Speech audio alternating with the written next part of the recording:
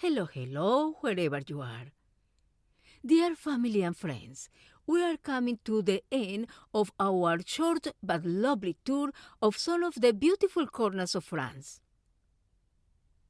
We have had the opportunity to visit peaceful and picturesque towns along the way, such as this one called Derval.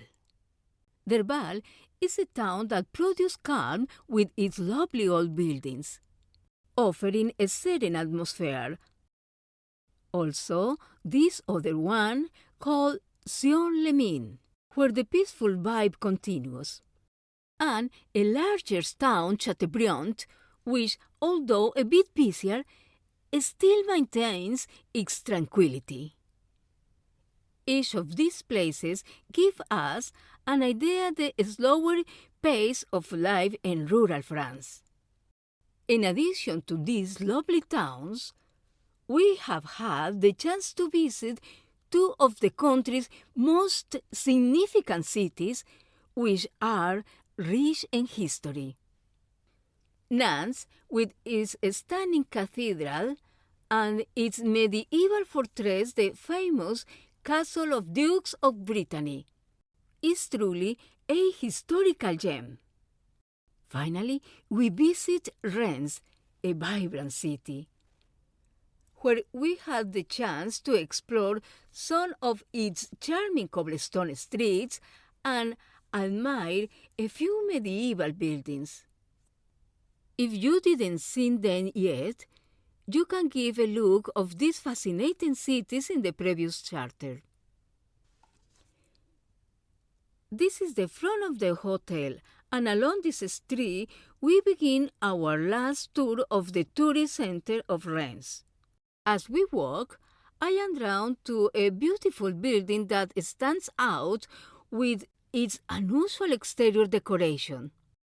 A few steps further, it's impossible not to appreciate the beauty of this magnificent river, which looks absolutely stunning, flowing through the heart of the city, surrounded by so many buildings.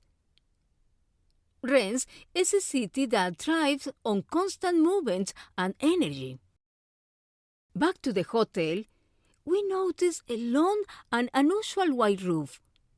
I wonder, what is it? So we decide to find out. Oh, surprise!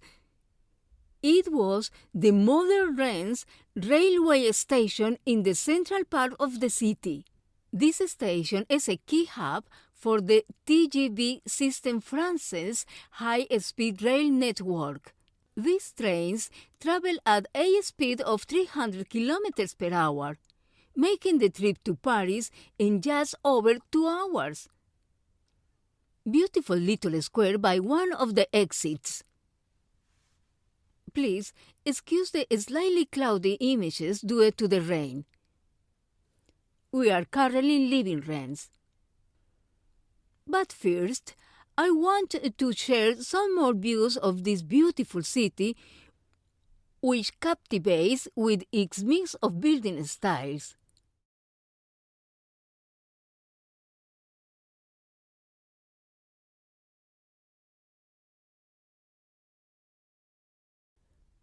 We are now passing through the city of Saint-Malo after traveling for approximately 1 hour. We can see another part of the city which also has its own story and charm. And finally, here we are making the queue to get in. We are back in the same boat we started our journey a week ago. Please excuse the movement caused by the tides. Taking advantage of the daylight, I want to invite you to come out to the bow, since in the first episode, we barely saw anything because it was dark. I think this is the exit to the bow.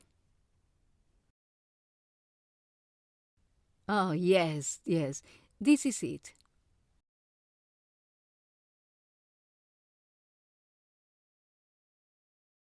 It's wonderful to see how we slowly move away from the continent. I hope you enjoy this unique moment that nature offers us, appreciating the landscape, seeing the blue color of the sea, and feeling the calm waters that immerse us in peace and tranquility. Well, at least for me. Let's go one floor up. Look at the beautiful decoration in the stairwell area. And around it, there are large corridors and a wide variety of international shops. I think this boat has 10 floors. And several of them are dedicated to parking. Obviously because it's a ferry and its main objective is the transportation of all kinds of vehicles. In addition to other services, of course. While we were having coffee, we were pleasantly surprised by some singers. Despite our trip starting at 8 a.m. and the high season finishing, the ferry still offered entertainment for passengers, making our journey much lighter and more enjoyable.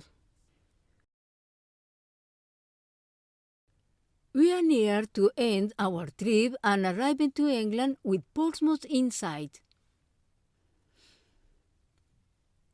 It's a beautiful view as we slowly approach the harbour. Portsmouth Harbour is home to the largest boats of the Navy. And with that, our tour concludes. Thanks for watching me, and we will see you in the next video.